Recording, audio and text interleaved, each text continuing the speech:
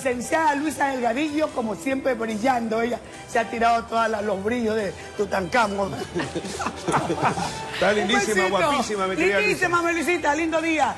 Van cambiando las cosas, me siento bien, me siento bien. Exacto. Qué gusto verte, mi querida Bombón, mi querido Sol. Siempre es un privilegio compartir pantalla con ustedes a esta hora de la mañana y que me dejen con esa buena vibra tan positiva. En medio de los problemas, en medio de los sinsabores, el Ecuador comienza a levantarse y estoy segura de que con la ayuda de Dios y con nuestro esfuerzo y determinación vamos a ponernos de pie y vamos a salir adelante. Vamos a recuperar todo el tiempo perdido, todo el costo doloroso de esas paralizaciones, sobre todo la pérdida de valiosas vidas humanas en su memoria, y por ellos vamos a ponernos de pie y a seguir trabajando para hacer de este país lo que debe de ser, lo que es un país grande y un país de progreso. Y vamos de inmediato con la información. Yo quiero contarles que la tarde de este lunes se registró lamentablemente una nueva muerte en el interior de la penitenciaría del Litoral, ubicada en el kilómetro 16,5 de la vía Adaule en el noroeste de Guayaquil.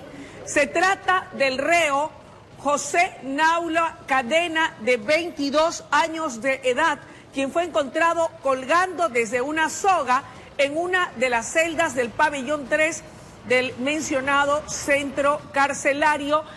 Mi querido José Luis. Claro que sí, Luisa, amables televidentes. El cadáver del PPL fue trasladado al laboratorio de criminalística para la respectiva autopsia, a la vez que se realizan las investigaciones para esclarecer este nuevo episodio dentro de la cárcel. 7 de la mañana con 1 minuto, 7 y 1 minuto, hecho lamentable en el centro carcelario de la penitenciaría del Litoral. Lamentablemente, la pérdida de una nueva persona privada de la libertad con tan solo 22 años de vida. ¿Qué más tenemos, mi querido José Luis? Muy bien, vamos a seguir con más información. Les vamos a contar que asesinan a machetazos a un sujeto de 30 años, esto en el Cantón Milagro, provincia del Guayas. Se acusa del crimen a quien sería su cuñado. Increíble. Veamos.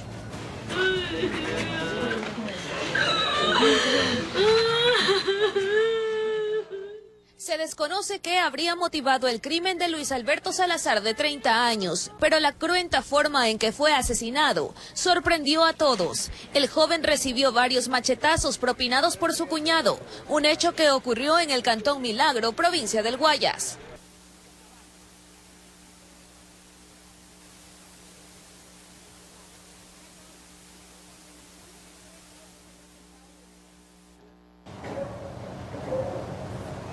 Se encontraba libando con su victimario y cada uno con sus respectivas esposas, pero el detonante del hecho violento es investigado por autoridades policiales y de fiscalía.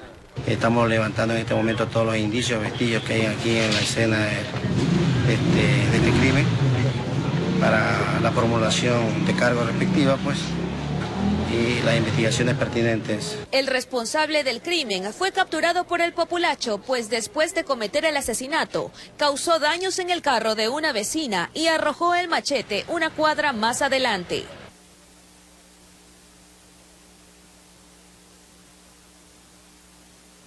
En 3 minutos en la mañana, que una banda de asaltantes integrada por ecuatorianos y extranjeros fue capturada por la policía en el sector suroeste de Guayaquil. Los sujetos utilizaban un objeto de fierro que lo hacían pasar como pistola, precisamente para amedrentar a sus víctimas. Se trata de 3 ecuatorianos y un venezolano, acusados de asaltar a varias personas en las calles 38 y García Goyena, en el suroeste de la urbe. Los individuos aparentemente cometían sus fechorías a bordo de este auto. La Fiscalía procedió a tomar el caso, se ha hecho el parte de detención y en breve momento iremos a la audiencia de formulación de cargos, donde la Fiscalía formulará cargos tomando en cuenta que estamos frente a un delito flagrante, un robo agravado, y la pena va de 5 a 7 años. Una vez denunciados, la policía montó un operativo en la zona y logró interceptarlos en las calles Bolivia y la 31. Los supuestos delincuentes utilizaban un cuchillo y una especie de pistola fabricada con tubos para amedrentar a sus víctimas. Es como un instrumento para el delito de robo del arma, aunque este objeto no dispare, pero causa efecto psicológico en la víctima. y entrega todo lo que le piden en ese momento. Con el carro y demás evidencias decomisadas, los presuntos asaltantes capturados quedaron a órdenes de las autoridades judiciales. Informó Jorge Salazar. Son las 7 de la mañana con 5 minutos, 7 y 5 minutos, y antes de irnos a la pausa, importante recordarles, José Luis y amables televidentes, a ustedes, que la situación comienza a normalizarse en todo el territorio nacional. Hoy los chicos, por ejemplo, ya están preparándose para ir a cada uno de sus establecimientos educativos con la bendición de Dios y, por supuesto, pagando su pasaje preferencial cuando es el caso de estudiantes, personas de la tercera edad como nuestro productor y también mujeres en estado de gestación. El pasaje ha vuelto a su valor normal antes de que fuera el decreto 883 emitido y que pues acaba ya de ser derogado por el Ejecutivo, es decir, 30 centavos, mi querido José Luis. Claro que sí, también rigen ya los precios anteriores también en las gasolineras. Esto es a $1.85 la gasolina extra. Decían que algunos estaban cobrando $2.40, pero no. Ya rigen a partir del día de hoy $1.85 y el diésel 1.037 centavos. Bueno, enhorabuena en todo caso porque el país recobre la normalidad. Así que, chicos, a clases y con todo el ánimo y el brío, a dar lo mejor de sí. Nos vamos a ir a una brevísima pausa, pero cuando volvamos, José Luis y amables televidentes, en nuestro espacio de entrevistas tendremos la presencia del economista Francisco Suet. Con él estaremos analizando las consecuencias de la derogatoria del decreto 883 en nuestra economía y qué deberá incluir ese nuevo decreto relacionado a lo que sería una racionalización o focalización o subsidio a los combustibles. Así que no pueden perderse esa importante entrevista. Claro que sí, volvemos con esta entrevista y con más información aquí en La Noticia Primera Emisión. Ya regresamos.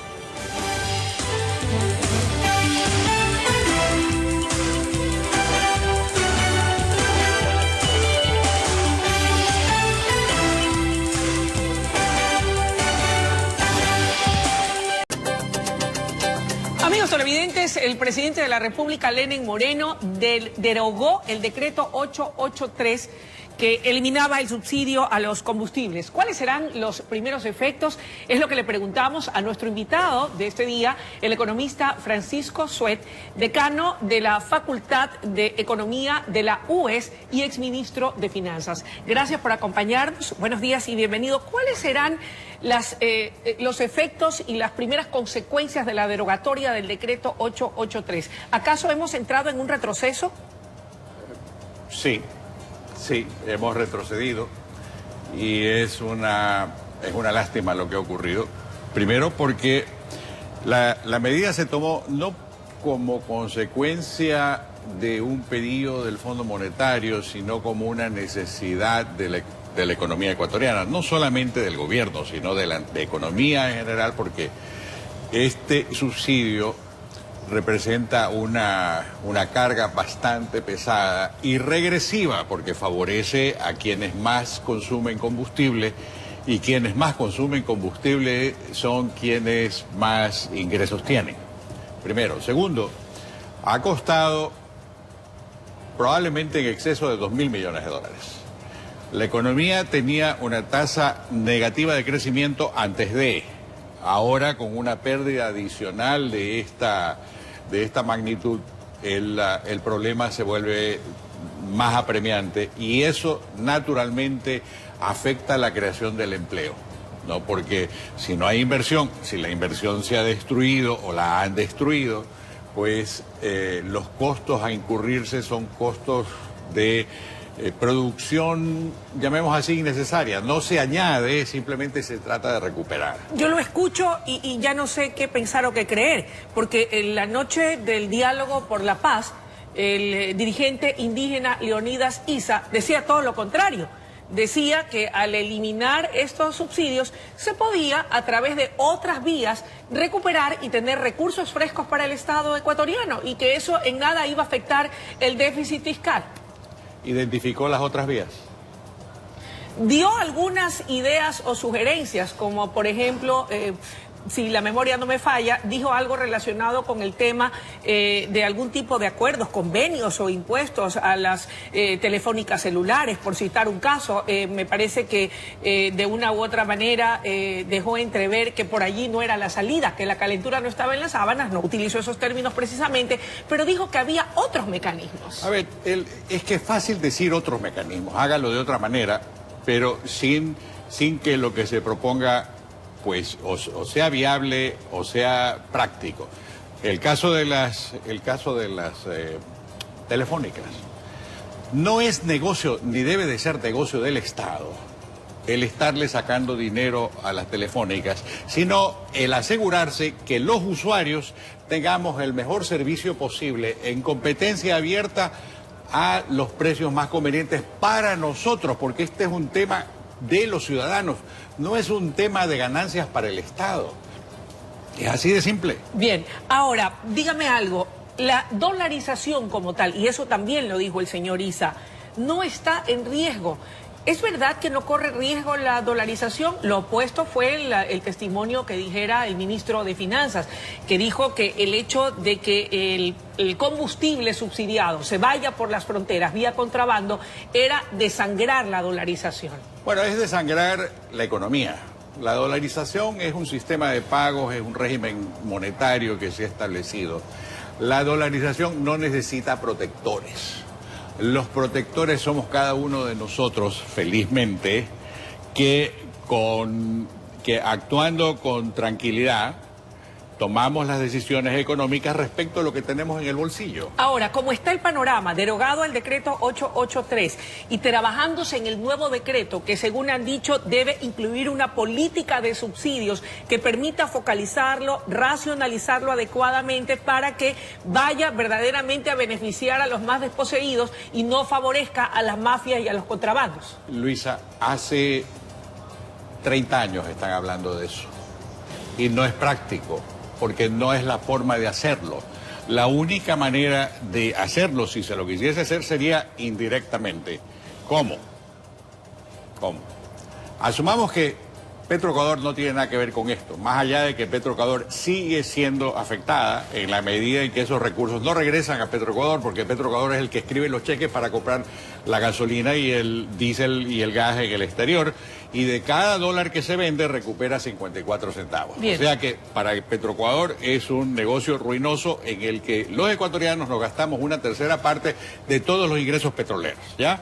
Pero dicho eso, asumamos por el momento que esa situación no existe. Lo que sí, la única manera de hacerlo es que los ingresos van al Banco Central, donde mismo van a tener que ir.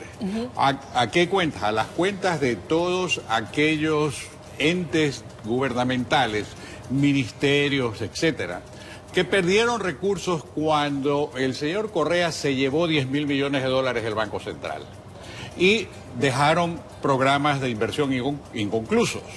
Entonces, ahora, por ejemplo, si el Ministerio de Educación, el Ministerio de Obras Públicas y todos los ministerios que hacen inversión recuperan esos fondos, la idea es que esas inversiones vayan, esas sí, focalizadas y dirigidas. ¿Se podrá a través de esa focalización o racionalización o esa política de subsidio obtener esos 1.300 millones de dólares más o menos que se iban a obtener con la eliminación del subsidio? Bueno, es que, a ver, la idea es que los precios de la gasolina y el diésel no varían de lo que estaban anteriormente, porque, repito, si cree por un momento que se puede, porque el carro es blanco, le cobro un precio, porque el carro es negro, le cobro otro precio, porque tiene un tamaño X, le cobro tanto, etcétera.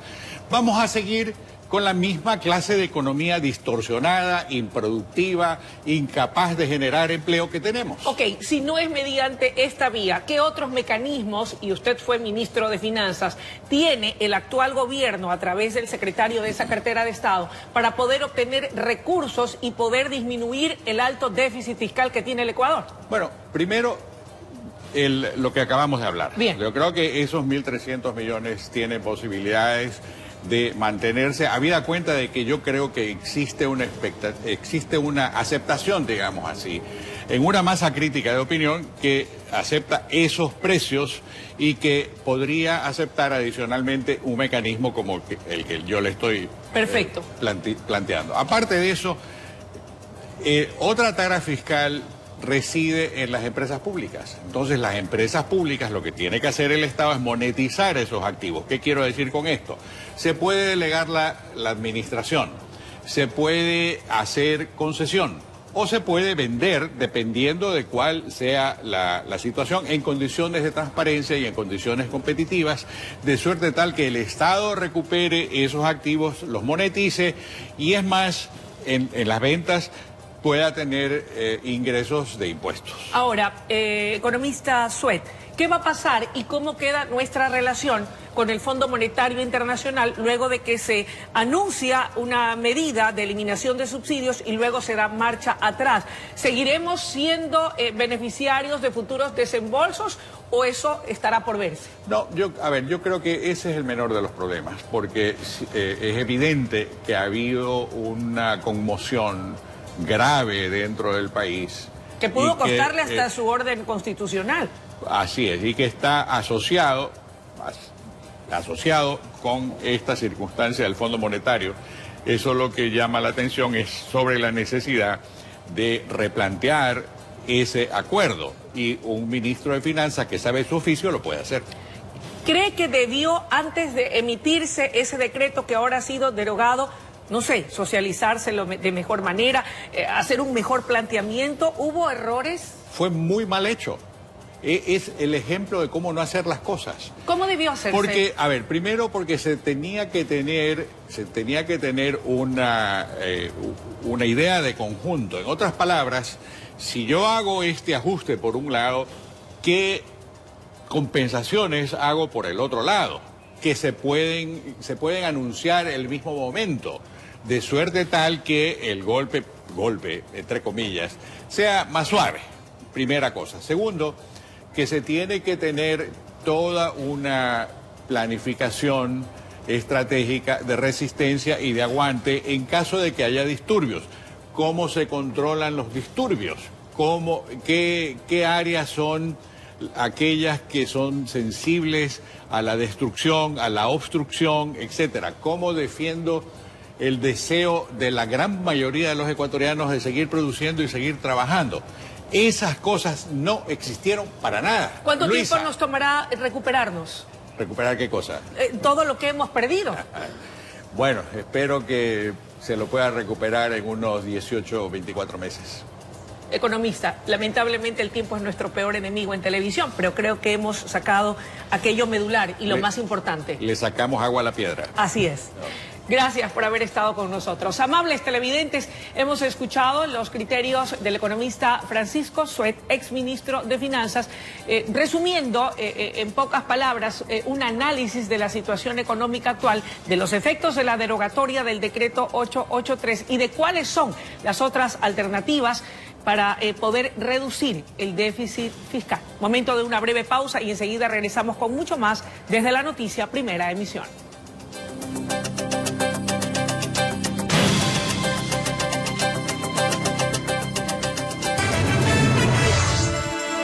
Decomisan casi media tonelada de droga en 2 casos registrados en Guayaquil.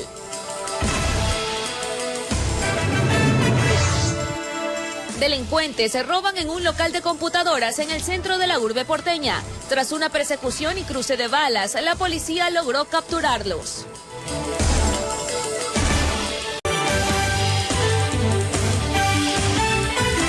Gracias, amables televidentes, por seguir acá en sintonía en la noticia Primera Emisión, 7:23 de la mañana. Y nosotros vamos con más información, Lisa. Así es, queremos contarles que el servicio de transporte de pasajeros intra e interprovincial normalizó sus servicios en Manabí.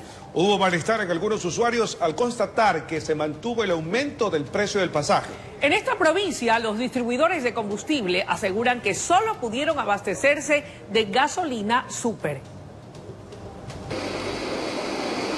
En Manabí se normalizó el servicio de transporte público. La Asociación de Distribuidores de Combustibles en esta provincia anunciaron que este lunes solo pudieron abastecerse de gasolina súper. Pero lo que es diésel y lo que es gasolina eco y extra para otros lugares, nosotros vendemos acá eco en la costa, no nos despachan porque nadie conoce el nuevo precio del combustible. En terminales terrestres como Manta se restableció el servicio intercantonal e interprovincial.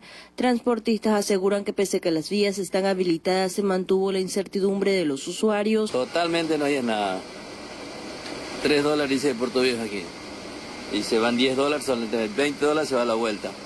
También hubo malestar de quienes al comprar los pasajes constataban que se mantenía el incremento anunciado por la ANT. $2.50 pagaba hasta Colimes. Ahorita me están cobrando $4. 12 días, niña, los 12 días. Para uno que es pobre, fue fatal. Si tomábamos café no almorzábamos. Esto mientras en mercados del puerto Manabita continuaba el desabastecimiento de ciertos productos de la sierra. Lo que tenemos es solo lo de la costa aquí. ¿Han podido ustedes abastecer? No tenemos nada, estamos cero, ¿no? Usuarios denunciaron que el valor de algunos productos se triplicó en los últimos días. Porque están exagerando los precios. Una lechuguita, 1.50 y dañada todavía. ¿Antes en cuánto compraban la misma? 50 centavos. Con cámaras de Eduardo García desde la provincia de Manabí, informó Wendy Delgado. Y de Manabí nos vamos hasta la provincia del Guayas, donde varios locales situados en la calle Q al suroeste de Guayaquil retoman sus actividades después de 11 días de paralizaciones y saqueos. Actualmente buscan recuperarse, aunque algunos no inician sus actividades por temor.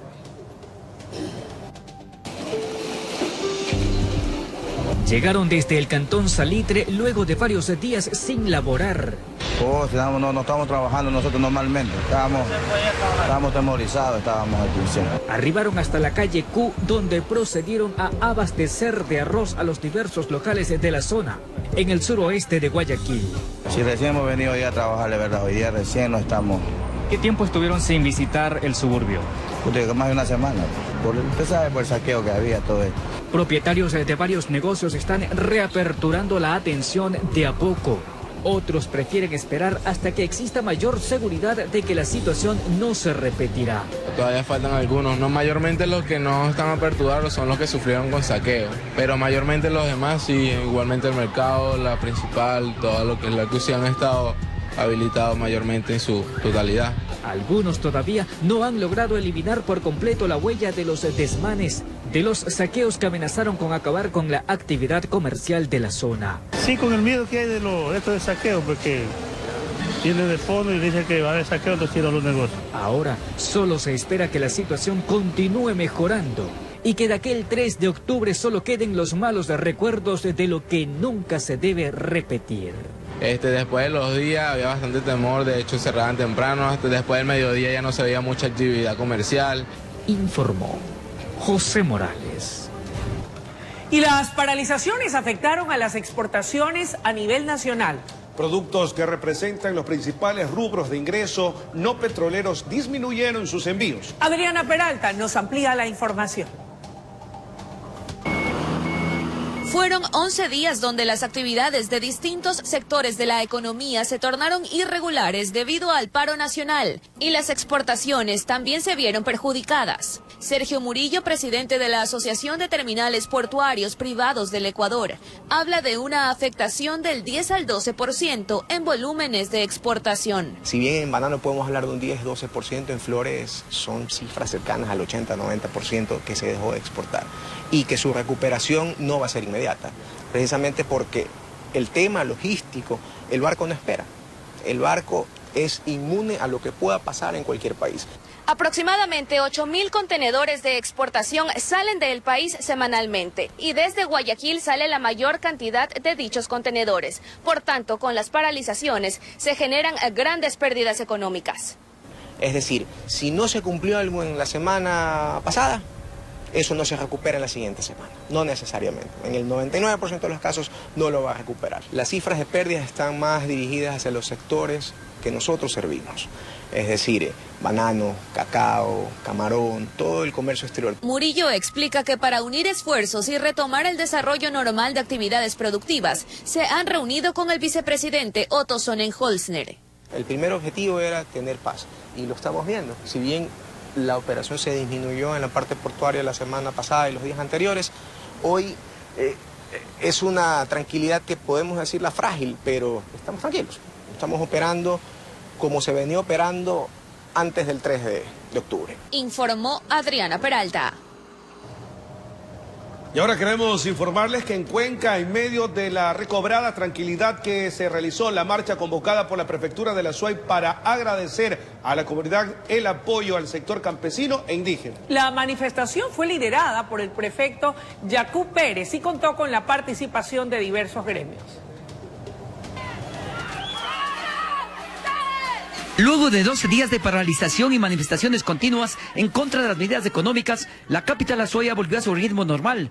Los mercados empezaron a abastecerse de la mayoría de productos, sobre todo frutas y otros alimentos de la costa y oriente. Con lo que se arregló, la verdad, estamos muy contentos. Igualmente, la venta de gas, aunque en forma paulatina, empezó a darse en las distribuidoras. Además, el transporte también volvió a su habitual recorrido. Cerca de las 11 se desarrolló una multitudinaria marcha que recorrió las principales calles céntricas de la urbe Morlaca. Esta masiva presencia fue convocada por el doctor Yacu Pérez, prefecto provincial de la SUAY. Invitación que recibió el apoyo de varias organizaciones sociales, del PUD, choferes, maestros de la UNE, jubilados, mercados y ciudadanía en general.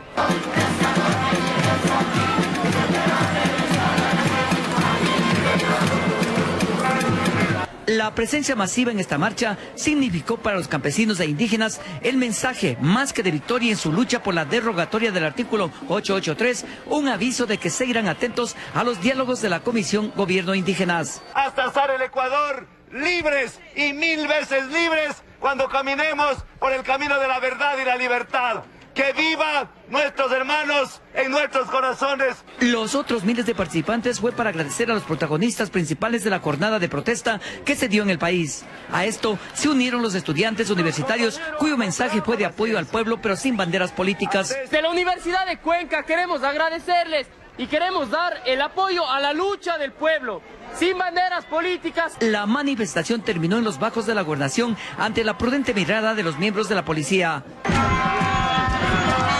Desde la ciudad de Cuenca, informó Francisco Ramírez. Y por otra parte, detienen a la prefecta de Pichincha, Paola Pavón, tras el allanamiento a su vivienda autorizado por la Fiscalía y donde se habrían encontrado indicios de una presunta instigación de las manifestaciones perpetradas en Quito y varias ciudades del país. Además, las autoridades allanaron el domicilio del ex asambleísta Virgilio Hernández. Veamos a continuación la nota. La Fiscalía, en coordinación con la Policía Nacional, ejecutaron el allanamiento a la casa de la prefecta de Pichincha, Paola Pavón. Según información de la Fiscalía, en el lugar se encontraron equipos tecnológicos, teléfonos, sustancias sujetas a fiscalización y documentación. No tienen una sola prueba. Las volquetas, que me demuestren las volquetas. Las vías cerradas, que me demuestren. La vivienda del ex asambleísta Virgilio Hernández también fue allanada por la policía. En el interior se encontró dinero en efectivo, dispositivos electrónicos y otros elementos. Sin embargo, la Fiscalía, a través de su cuenta de Twitter, informó que no existe parte policial sobre una supuesta detención de Virgilio Hernández. Esto luego de que el gobierno nacional acusara a varios funcionarios del expresidente Correa de ser algunos de los presuntos instigadores para las manifestaciones que terminaron en saqueos y destrucción de varios bienes públicos y privados de Quito y otras ciudades del país. Correa, Pavón, Patillo y Hernández estuvieron en Venezuela recibiendo órdenes del sátrapa latinoamericano. Familiares, amigos y simpatizantes de los detenidos llegaron a la unidad de flagrancia. Que creemos que esta detención es injusta y es arbitraria, y esta prisión de Paola Pavón. El exdefensor del pueblo, Ramiro Rivadeneira, mencionó que vigilará la acción de las autoridades para evitar vicios en el proceso de investigación. Porque lo que ha ocurrido aquí es una protesta política, ciertamente, y tienen que salir en libertad. La Fiscalía indicó que también se detuvieron a Pablo D. y Cristian G., al parecer asesores de la prefecta y el exasambleísta. Se espera que la audiencia de formulación de cargos se realice en las próximas horas, informó Sofía Vintimilla. Y presten mucha atención, el gobierno mexicano en un comunicado informó que 6 personas se encuentran protegidas en su embajada de Ecuador. 3 de ellos son legisladores. Se trata de Luis Fernando Molina, asambleísta alterno nacional. La asambleísta nacional Soledad Buendía y su pareja, Carlos Viteri, asambleísta nacional, y su cónyuge, Tania Pauker. Leonidas Aníbal Moreno Ordóñez, procurador síndico de la prefectura de Pichincha. A esta lista se suma la asambleísta Gabriela Rivadeneira, quien se encuentra resguardada en dicha sede diplomática desde el 12 de octubre. Todos vinculados al movimiento Revolución Ciudadana, afín al expresidente Rafael Correa. Son las 7 de la mañana con 34 minutos, 7 y 34 minutos. José Luis y amigos, es momento de irnos a una breve pausa. Claro que sí, no se despeguen acá de la pantalla porque seguimos con más información aquí en la Noticia Primera Emisión. Ya venimos.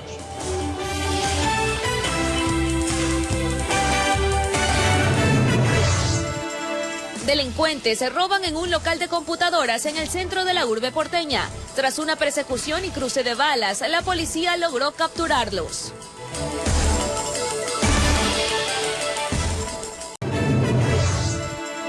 Decomisan casi media tonelada de droga en 2 casos registrados en Guayaquil.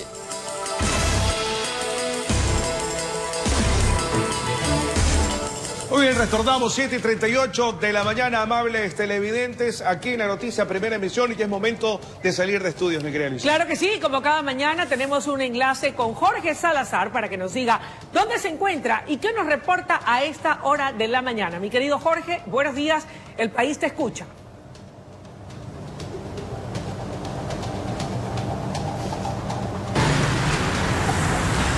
Siempre es un gusto saludarlos, queridos compañeros, amables televidentes. Muy buenos días. Esta mañana la noticia nos ha traído al colegio Huerta Rendón. Está ubicado sobre la avenida Raúl Gómez Lince, más conocida como avenida Las Aguas, en el norte de la urbe, para constatar la asistencia de los estudiantes de este establecimiento. Esto luego de que el Ministerio de Educación y la CENESIC dispusieran la reanudación de clases a nivel nacional. Claro, a excepción de la región insular Galápagos, donde no hubo cese de las actividades educativas. Y lo que hemos observado en este sitio es que efectivamente los alumnos están llegando con toda normalidad hasta el plantel, muchos acompañados de sus padres de familia, quienes ven con buenos ojos que se hayan reaperturado las clases luego de 8 días de inasistencia, medida que adoptó la cartera de Estado en vista de las manifestaciones a nivel nacional, muchas de estas violentas, que dejaron consecuencias dolorosas, como el fallecimiento de personas, incendios, saqueos y demás. Caballero, muy buenos días. Buenos días. ¿Se reanudan las actividades educativas luego de estos 8 días sin que los estudiantes acudan a sus planteles? Sí, gracias a Dios parece que todo se ha normalizado y tenemos ya los estudiantes de regreso al colegio y bueno, pues una alegría para los chicos porque evidentemente se han atrasado pues en sus actividades gracias a nuestro querido presidente, pero bueno, ¿qué hay que hacer? Pues hay que echarle para adelante, ¿no? Vamos a ver cómo se recuperan las clases y todo lo demás perdidas, ¿no? Ajá. Listo, hay que considerar que se prevén también congestionamientos en diferentes arterias del puerto principal debido a la presencia o movilización de los estudiantes acompañados de sus padres de familia. Mi señora, muy buenos días. Quizás los estudiantes con un poco de pereza o contentos de retomar sus actividades educativas. Buenos días, caballero. Yo creo que todos estamos preocupados por los estudiantes, más que todo por los chicos que ya se van a graduar. Nos gustaría, ya que de alguna u otra forma ayuden a los chicos, ya para que se recuperen, pero sin afectar en sus clases que ellos tienen los días sábados. A veces hay chicos que tienen intensivo para la prueba del CENESID, entonces eso nos gustaría que solucionen de una manera positiva. Listo, muchísimas gracias.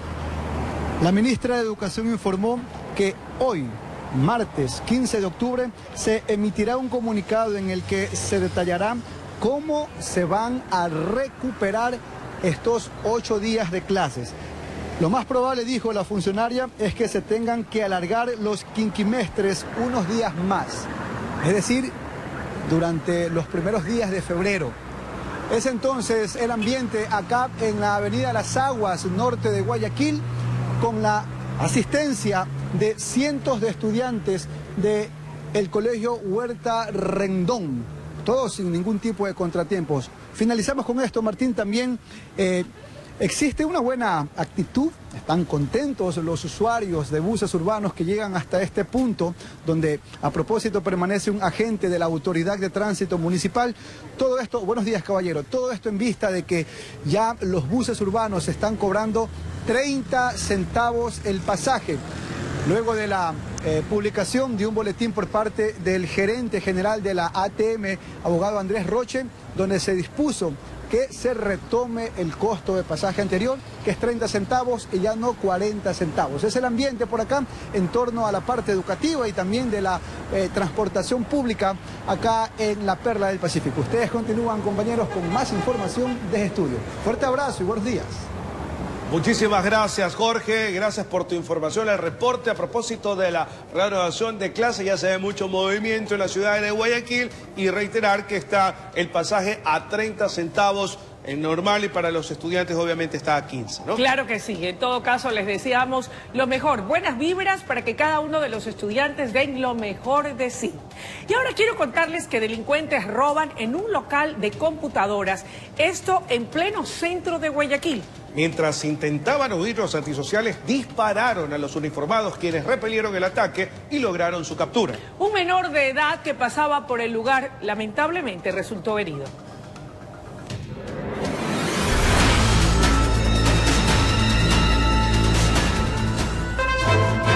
Una cámara de seguridad privada capta al propietario del local, mostrando las computadoras que vende a quien creía era un cliente. En cuanto le explicaba, el sujeto avanza, otro ingresa y empuja al dueño.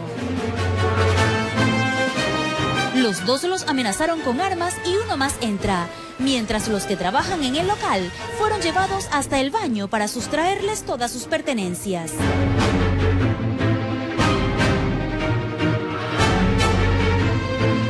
Uno de los ampones empieza a robar las computadoras y otro ingresa a la oficina contigua para amedrentar a 3 empleados.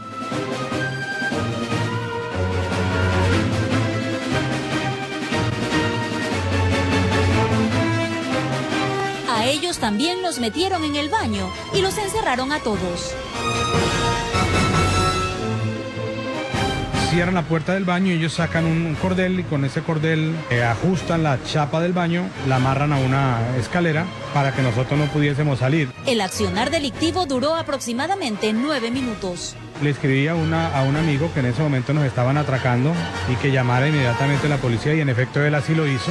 Llegó la policía y los sujetos huyen en este vehículo. Durante una persecución que avanzó hasta el centro de Durán, lograron interceptarlos, pero los ampones responden con disparos. Los individuos proceden a bajarse del vehículo y realizar disparos en contra de los miembros policiales, por los que en legítima defensa los miembros policiales repelen dicho ataque. Producto de este intercambio de disparos existe un menor de edad herido. Se realizarán los trámites y pericias respectivas de tipo balístico para determinar con qué arma dispararon, en este caso, los presuntos sospechosos de este ilícito. El menor de 13 años de edad está siendo atendido en el Hospital del Niño Francisco de Icaza Bustamante. Se encuentra estable, se está verificando con los médicos para ver cuáles son los daños ocasionados por este disparo a la altura del mandíbula. Uno de los 4 detenidos resultó herido. El afectado reconoció a todos. ¿Cuánto se le robaron en total? Dinero en efectivo se llevaron casi $10.000. En máquinas sí se llevaron más o menos unas 8 o 10 máquinas, unas laptops. La víctima recuperó parte de lo robado y asentó la denuncia en la fiscalía para que los antisociales paguen por el delito. Informó Roselena Vascones. Lo que más me llama y me sorprende la atención de este caso, aunque ya nada debería llamarnos la atención en torno a la avilantez de los delincuentes, es que los pájaros quieren disparar a las escopetas. Exacto. Y es que cuando son pillados infraganti por la Policía Nacional, estos en lugar de, agachar la cabeza, esconderse, no, empiezan ellos a dispararle a los uniformados.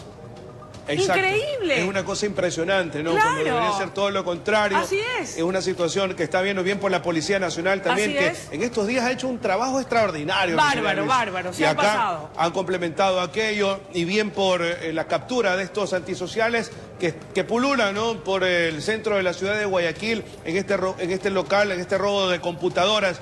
Y ahora, mi querida Luisa, más televidente, que tener mucho más cuidado porque vienen las fechas donde hay muchas fiestas, viene Las fechas noviembre, clave, claro. viene diciembre, mi querida Luisa, Sobre todo y aumenta porque, esto. José Luis, recordemos que en noviembre viene el feriado de los fieles Mira difuntos, tú. las fiestas de Cuenca, la gente sale de la ciudad y pues definitivamente yo creo que va a ser muy importante el dejar siempre tu casa custodiada, que haya un familiar que se quede allí al cuidado de la casa, ¿verdad? Y esto obviamente en concordancia con el apoyo que nos debemos dar con la policía, porque hay UPC en cada barrio.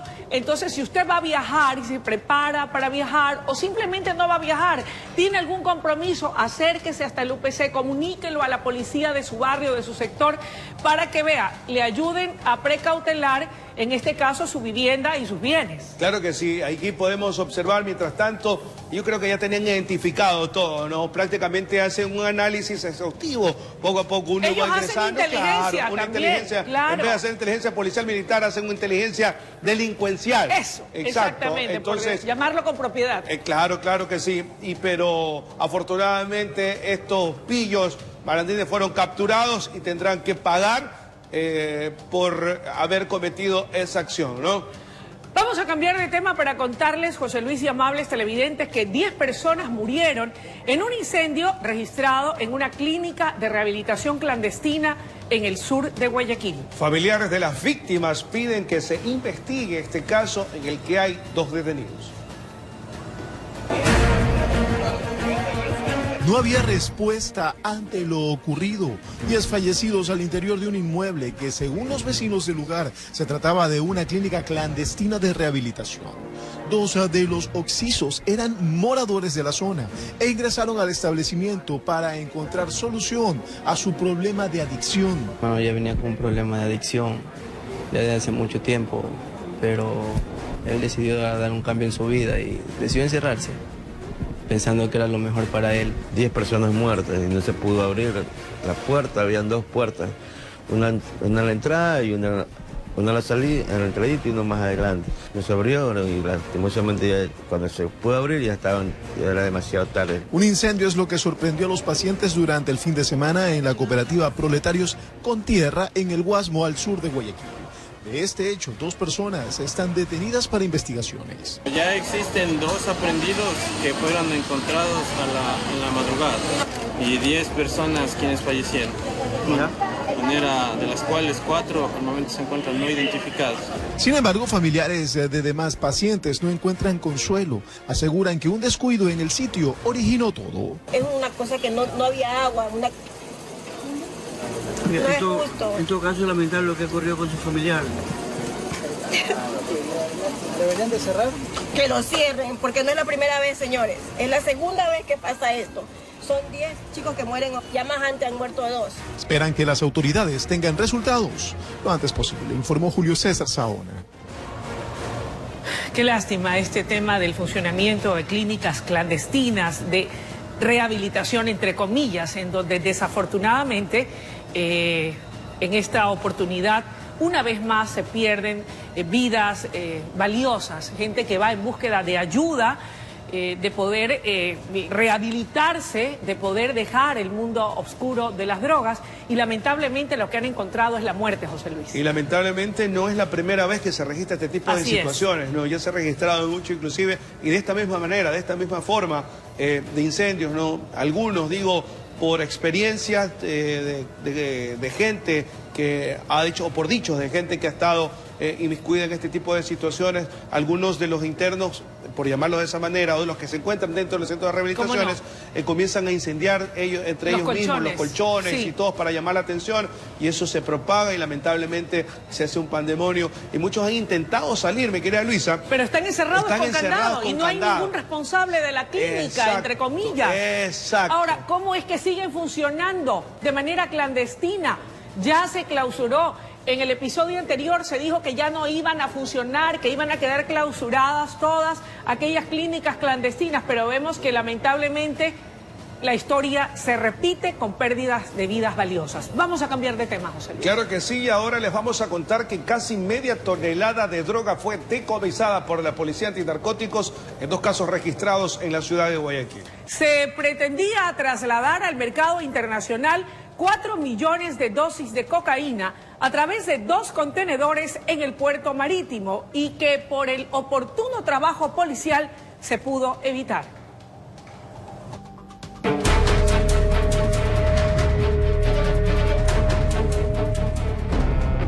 En el primer caso, la unidad antinarcóticos encontró dentro de un contenedor en el puerto marítimo 6 sacos de yute en cuyo interior habían 344 bloques con cocaína. Que estaban con destino a la República de España. Iban siendo enviados en carga de fibra de yute de exportación. Dio una alerta positiva en un contenedor que al revisar los sellos de seguridad no correspondía a los mismos.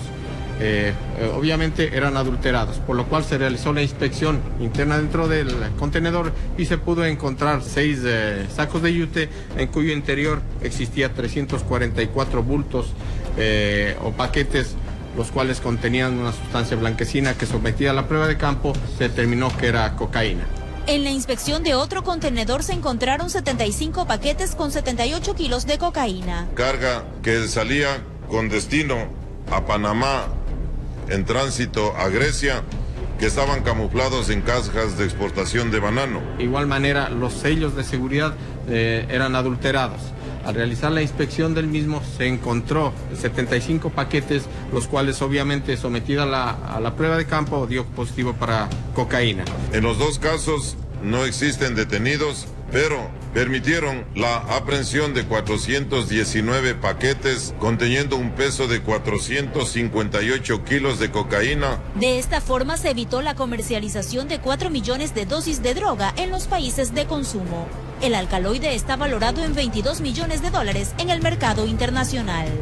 Informó Roselena Vázquez. Y en la Corte Provincial de la SUAY se instaló la audiencia de apelación solicitada por Juan Andrés B., alias El Mangajo, sentenciado a 29 años y 4 meses de prisión por violación a una adolescente de 15 años.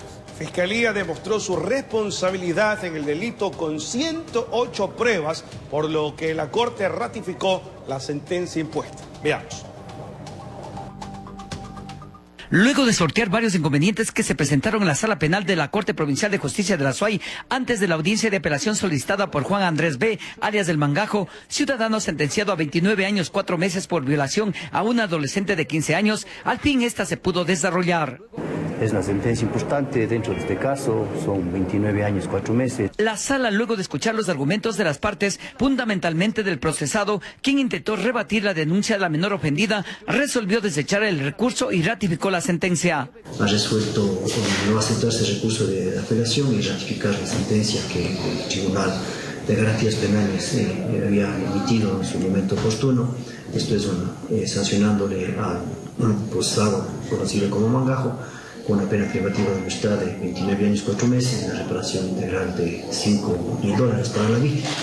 La abundante cantidad de pruebas presentadas por Fiscalía lograron la ratificación de la sentencia. 108 pruebas en la audiencia de juicio con la que se justificó la existencia de la infracción. Esta es la primera sentencia que recibe el procesado, pues en próximos días enfrentará un juicio por pornografía infantil y en el mes de enero una audiencia de juzgamiento por otra violación a una menor. Informó desde la ciudad de Cuenca, Francisco Ramírez. Atención, 14 días después se ha logrado controlar la emergencia presentada en una gasolinera situada en el sector 1 de Los Helechos, esto en Durán, provincia del Guayas. La estación de combustibles y la municipalidad del cantón procuraron remediar los daños.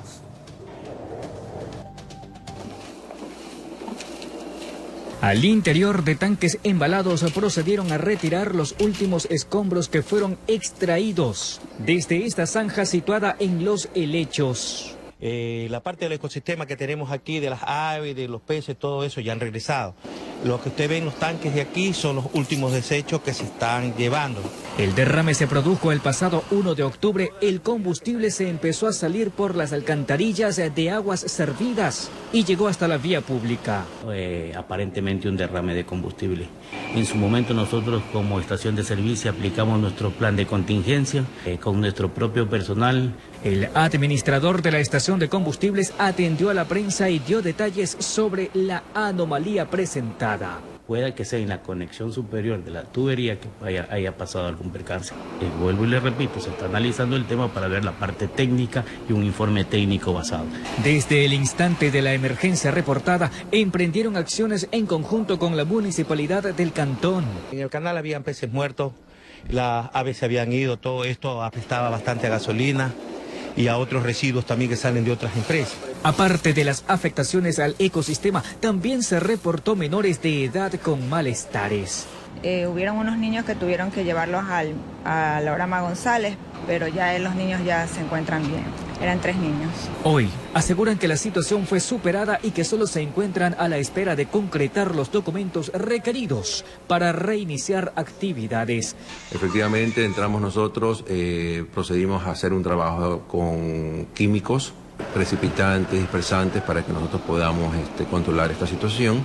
Se espera también un informe que permita establecer las causas de la emergencia. De antemano quiero agradecer a todas las entidades de servicio público de aquí del cantón y fuera del cantón que nos ayudaron con este tema. Informó José Morales.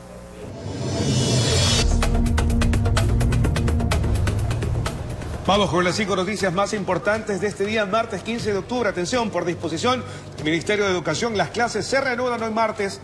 Según anunció la ministra del ramo, los días de clases perdidos por los estudiantes no serán recuperados los fines de semana. El municipio de Quito ha impulsado la denominada Minga por Quito.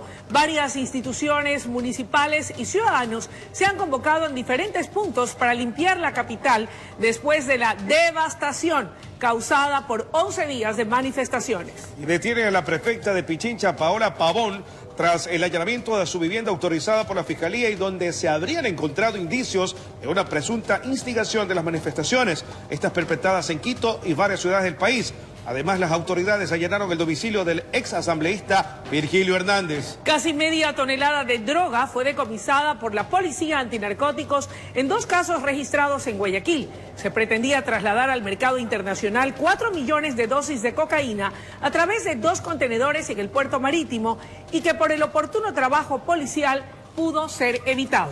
Delincuentes roban en un local de computadoras, esto en el centro de Guayaquil. Mientras intentaban huir, los antisociales dispararon a los uniformados, quienes repelieron el ataque y lograron su captura. Un menor de edad que pasaba por el lugar resultó herido. Con esto ponemos punto final a la noticia primera emisión, mi querida Luisa. Así es, les agradecemos su gentil sintonía y los invitamos a seguir junto a la señal de RTS, pues enseguida viene la noticia en la comunidad. Que tengan un día estupendo.